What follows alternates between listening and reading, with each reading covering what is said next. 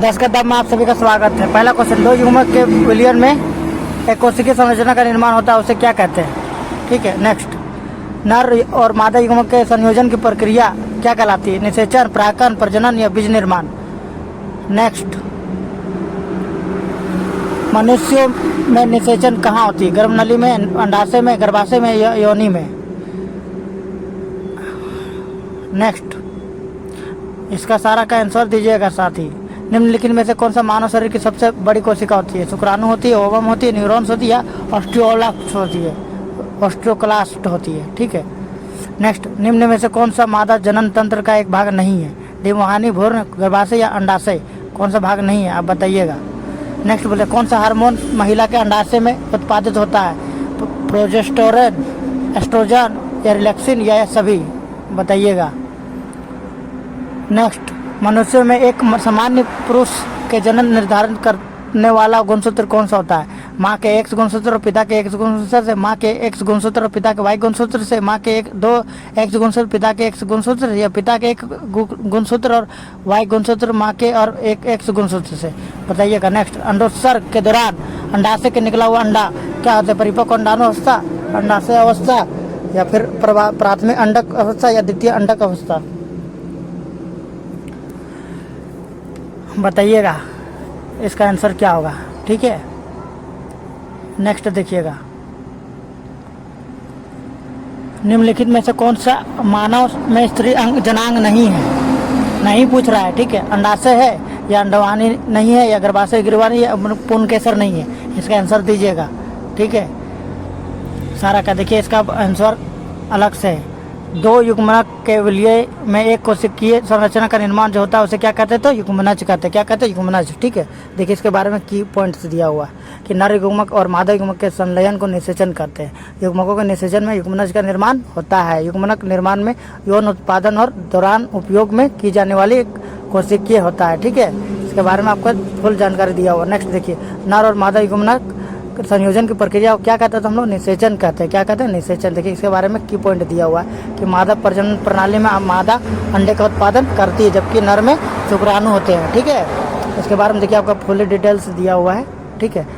मनुष्य में निषेचन होता है, कहाँ होता है? तो गर्भनली में होता है, जिसको हम लोग फ्लोपियन ट्यूब भी बोलते हैं। ठीक है। जिससे इसका की पॉइंट में दिया गया मनुष्य निषेचन गर्भनली में होता है। गर्भनली में मनुष्य के पशु और मादा जन प्रजनन में होता है। ठीक है। इसके बारे में आपका जानकारी दिया हुआ है, तो उसका आंसर आपका क्या हो गया? फ्लोपियन ट्यूब हो गया। ठीक है। नेक्स्ट देखिएगा, इसके बारे में आपका संपूर्ण इसके जानकारी दिया हुआ है कि कैसे कैसे होता है। ठीक है। नेक्स्ट देखिए, बोला कि निम्नलिखित में से कौन सा मानव शरीर की सबसे बड़ी कोशिका है? तो सबसे बड़ी कोशिका ओवम होती है, याद रखिएगा दोस्त। ठीक है। क्या होती है? तो ओवम। ठीक है। और सबसे लंबी कोशिका तो क्या होता है? याद रखिएगा, तंत्रिका कोशिका होता है सबसे लंबी। ठीक है। देखिए आपका लिखा ना, तंत्रिका कोशिका सबसे लंबी और सबसे बड़ी तो ओवम होती है। ठीक है। याद रखिएगा। इसमें कोई दिक्कत होगा तो बताइएगा। इसका आपका जो क्वेश्चन दिए हुए हैं है ना, उसका जो 10 क्वेश्चन था, 10 का दम, उसमें कितना सही हुआ उसका आंसर दिया हुआ है यहाँ पे, है ना। उसको भी आपको डिस्कशन कर दे रहे हैं ताकि आपको प्रॉब्लम हो। नेक्स्ट देखिए, बोलता है कि निम्न में से कौन सा मादा जनन तंत्र का एक भाग नहीं है? तो कौन सा नहीं है? तो भ्रूण नहीं है। ठीक है। देखिए बोलता है, इसमें लिखा हुआ की पॉइंट्स, किसी भी महिला के आंतरिक प्रजनन अंग योनि, गर्भाशय, फ्लोपियन ट्यूब और अंडाशय होता है, भ्रूण नहीं होता है। योनि का मांसल खोखली नली जो होती है उसको हम लोग योनि में शुरुआत होकर गर्भाशय तक जाती है। भ्रूण मादा प्रजनन तंत्र का एक भाग नहीं है। ठीक है। भ्रूण का एक बहुकोशिकीय जीव में विकास की प्रारंभिक अवस्था होती है। देखिए इसके दिया हुआ, डिंबवाहिनी या गर्भाशय नली का आमतौर पर एक मानव प्रजाति फ्लोपियन ट्यूब कहा जाता है। अंडाशय और गर्भाशय के बीच की स्थिति को स्तनधारी मादाओं के नलिकीय संरचना होती है। गर्भाशय एक खोखला पेशीय अंग होता है जो महिला योनि में मूत्राशय और मलाशय के बीच में होता है। अंडाशय छोटे आकार का आकृति जो ग्रंथियाँ होती है जो महिला के गर्भाशय के दोनों ऊपर स्थित होती है। ठीक है। नेक्स्ट देखिएगा, देखिए इसके बारे में आपका दिया हुआ है, कौन सा हार्मोन महिला के अंडाशय में उत्पादित होता है? तो ये सभी होता है। कौन सा? प्रोजेस्टेरोन, एस्ट्रोजन और रिलैक्सिन, ये सभी होता है। देखिए दिया हुआ है कि हार्मोन्स रासायनिक पदार्थ होते हैं जो शरीर के टूल दूध आदुओं की तरह कार्य करते हैं। शरीर के एक भाग में बनने वाले जो शरीर के अन्य भागों में गमन करता है। ठीक है। ये नियंत्रित करने वाले सहायक करते हैं और कोशिका का अंग का अपना एक कार्य करते हैं। उदाहरण के लिए इंसुलिन का हार्मोन जो अग्नाशय के जो जाता है उसके बारे में देखिए। प्रोजेस्टेरोन अंडाशय द्वारा स्रावित एक हार्मोन होता है ना, जिसके इसके बारे में दिया। रिलैक्सिन क्या है? तो रिलैक्सिन अंडाशय और प्लेसेंटा द्वारा उत्पादित एक हार्मोन्स होता है, जिसके बारे में आपको यहाँ पे दिया हुआ है। ठीक है, इसी के बारे में एक प्रकार की एक महिला का अंडाशय और प्रोजेस्टेरोन, एस्ट्रोजन और रिलैक्सिन हार्मोन का उत्पादन करता है। ठीक है, कोई दिक्कत तो बोलिएगा।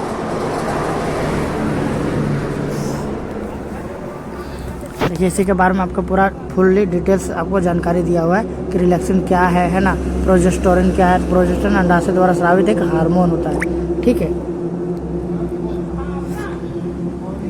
अब देखिए इसी के बारे में, रिलैक्सिन अंडाशय और प्लेसेंटा द्वारा उत्पादित एक हार्मोन होता है, जिसके महिला प्रजनन तंत्र और गर्भाशय के दौरान महत्वपूर्ण प्रभाव डालता है। बच्चे के जन्म की तैयारी में यह श्रेणी स्नायु बंधन को अनुशासित करता है। ठीक है, नेक्स्ट देखिए, मनुष्य में एक सामान्य पुरुष को जन्म को निर्धारित करने वाला गुणसूत्र होता है, तो उसको बोलते हैं माँ से एक एक्स गुणसूत्र लेता है और पिता से एक्स वाई गुणसूत्र लेता है, तब ये आपका पुरुष होता है या मेल होता है। ठीक है, काहे कि मेल का निर्धारण मतलब लिंग का निर्धारण पुरुष से ही होता है। ठीक है, देखिए इसके बारे में दिया हुआ है कि गुणसूत्र कोशिकाओं का एक केंद्रक नाभिक में पाई जाने वाली संरचना होता है, जो डीएनए के लंबे टुकड़े को वहन करती है। डीएनए वह जिसमें जीन होते हैं, यह मानव शरीर की रचनात्मक इकाई होता है। गुणसूत्र प्रोटीन भी होते हैं और डीएनए के उचित रूप से मौजूद रहने में मदद भी करता है। गुणसूत्र जोड़े में होता है। आमतौर पर मानव शरीर के में प्रत्येक कोशिका 23 जोड़े में और 46 गुणसूत्र होते हैं। ठीक है, आधा में माँ होती है और आधा बाकी में आधा पिता से होता है। ठीक है, गुणसूत्र में 2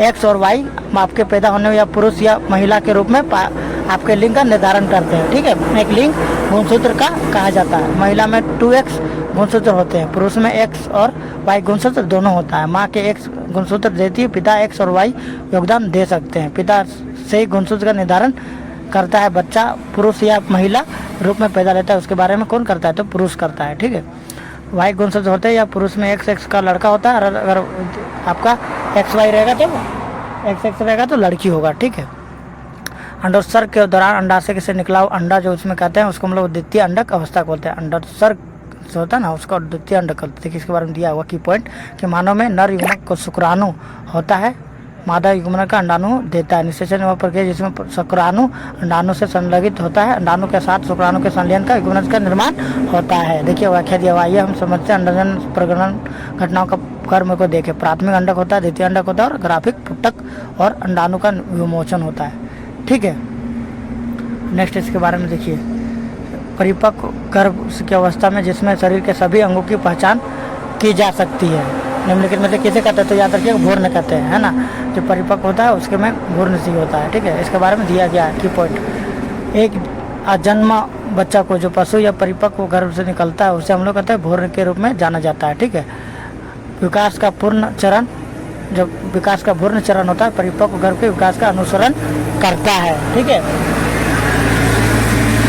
मनुष्य में जो भ्रूण का विकास या निषेचन या गर्भाशय के 11वें सप्ताह के 9वें सप्ताह में शुरू होता है या जन्म तक रहता है। गर्भाशय के दौरान एक भ्रूण और एक भ्रूण के समान तरीके से विकसित होता है। ठीक है, कोई विशिष्ट विशेषता नहीं हो जो उन्हें अलग करती है। ठीक है, इसके बारे में देखिए द्विखंडन युग्मनज और नवोदय दिया हुआ ना। द्विखंडन क्या है, तो जब कोई बाइनरी विखंडन के माध्यम से 2 हिस्सों का साइटोकिनेसिस में विभाजित होता है, उसे हम लोग क्या करते हैं, अनुवांशिक सामग्री या डीऑक्सीराइबोस न्यूक्लिक एसिड या डीएनए को दोगुना कर देता है। प्रत्येक नर प्राणी के बाद की एक प्राप्त होती है। ठीक है, युग्मनज क्या आता है, एक नर के युग्मक के साथ एक मादा युग्मक के साथ होता है ना। नेक्स्ट देखिए, बोलता निम्नलिखित में से कौन सा मानव और स्त्री का जनांग नहीं है, तो नहीं है तो पुंकेसर नहीं है, क्योंकि ये पादप के लिए है ना। सही पुंकेसर ही होता है ना, यही सही होगा। पुंकेसर फूल और वाले जो पौधे में नर प्रजनन अंग होता है, कौन सा, पुंकेसर। स्त्री वाला स्त्री केसर होता है। ठीक है, मनुष्य के मादा प्रजनन अंग जो गर्भाशय जिसे गर्भ के है ना रूप में जाना जाता है, सब क्या बोलते हैं, मादा प्रजनन अंग गर्भाशय होता है ना। गर्भाशय का एक नाशपति के आकार का अंग होता है जो पेट के निचले हिस्से में है ना होता है, पाया जाता है। आपका ये बोला गया है कहाँ पाया जाता है, तो इसको हम लोग का तो मलाशय और मूत्राशय के बीच में होता है। इसका प्राथमिक कार्य जो गर्भाशय के दौरान विकासशील भ्रूण को घर पर रखना और उसका पोषण करना काम। तो गर्भाशय गिरवा जो द्वारा योनि से जुड़ता होता है, जो गर्भाशय का निचला हिस्सा होता है, जो योनि नलिका में बाहर निकलता जाता है और अंडाशय से जो अंडे का उत्पादन और रिलीज छोड़े जाते हैं और गर्भाशय के दोनों तरफ स्थित होता है। इसमें फिलोपियन ट्यूब से जुड़े होते हैं। अंडवाहिनी जैसे फिलोपियन ट्यूब के रूप में जाना जाता है, उससे महिला प्रजनन प्रणाली की संरचना